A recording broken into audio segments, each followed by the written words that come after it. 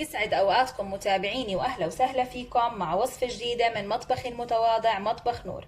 اليوم رجعت لكم بوصفة سهلة وسريعة، وصفة حلو رمضاني لا غنى عنه في السفرة الرمضانية اللي هو القطايف. ولكن القطايف اليوم رح نعملها بطريقة صحية 100%. زي ما عودتكم أكلاتنا كلها صحية وأكلات مناسبة لمرضى السكري وللناس اللي بتعمل دايت. وأكيد بشهر رمضان بيجي عبالنا كتير الحلو، وإذا دمرنا الدنيا وهجمنا على الحلو هجوم أكيد رح يزيد وزننا بشكل مخيف.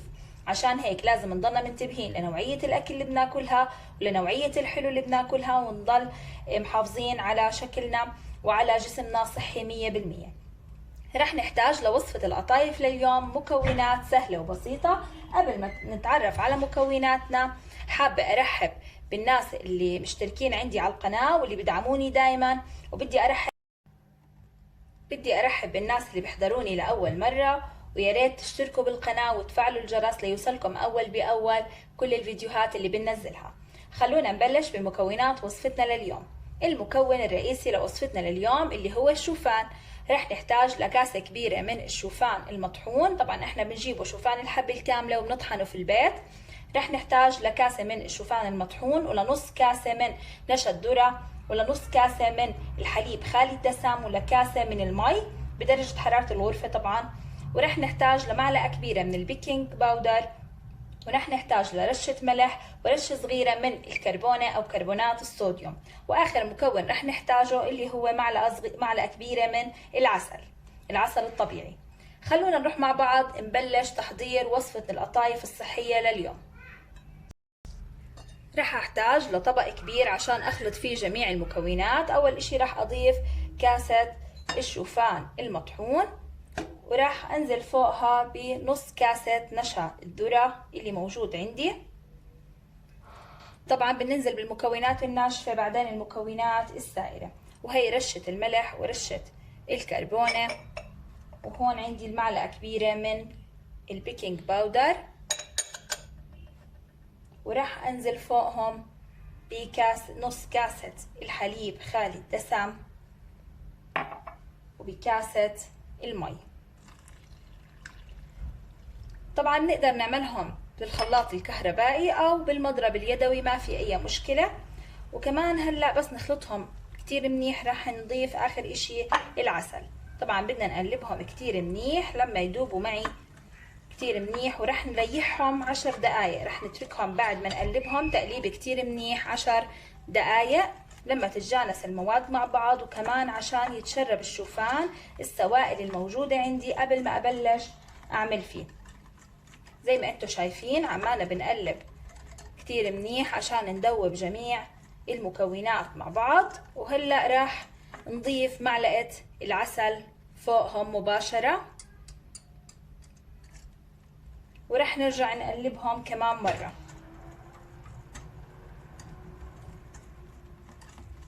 بعد ما قلبتهم كتير منيح وتأكدت انه تجانست المواد عندي مع بعض، رح اروح اترك الخليط 10 دقايق ليرتاح، ونرجع نكمل باقي الوصفة.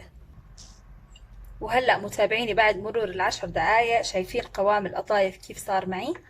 ضل خطوة كتير مهمة اعملها قبل ما نبلش نجهز القطايف على الغاز، وهي اني اجيب ابريق، اي ابريق موجود عندي، واجيب مصفاية ونصفي القطايف كتير منيح عشان اذا في اي حبيبات مش دايبة نتخلص منها قبل ما نبلش نعمل القطايف.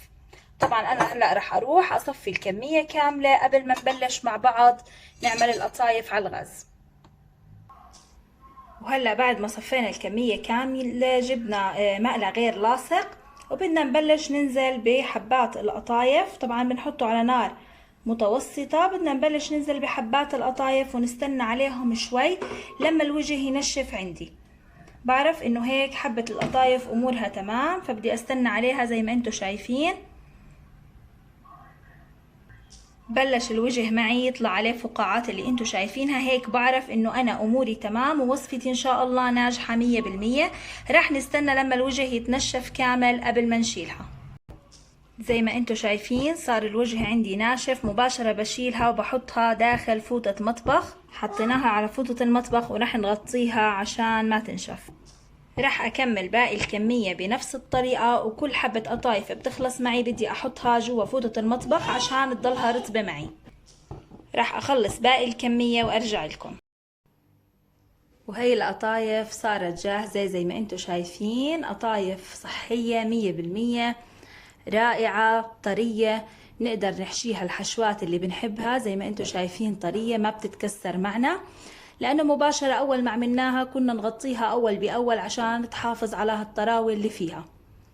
طبعا بنقدر نحشيها الحشوات المناسبة للدايت، حشوات مختلفة، بنقدر نحفظها كمان بالفريزر، وأهم إشي إنه لما نيجي نجهزها بنشويها بالفرن، ما بنقليها عشان نضلنا محافظين على أكلنا أكل صحي. إذا عجبتكم وصفتي لليوم ما تنسوا اللايك والاشتراك بالقناة وتفعلوا الجرس ليوصلكم أول بأول الفيديوهات اللي بننزلها، وألف صحة وهنا.